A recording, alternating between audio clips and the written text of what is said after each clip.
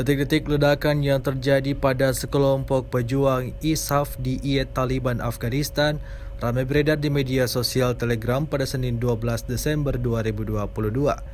Dalam rekaman memperlihatkan sekelompok pejuang ISAF Taliban sedang berjalan ke suatu tempat.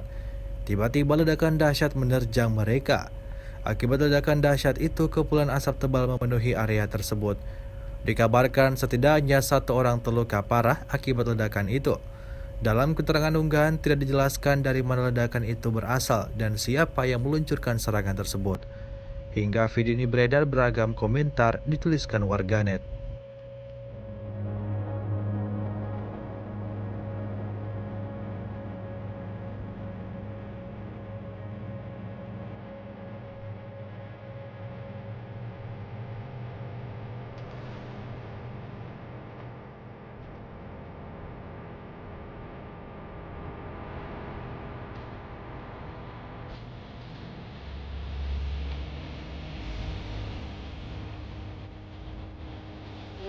Lihat sendiri di semua peraturan itu waktu lalu yang nanti kita oleh orang itu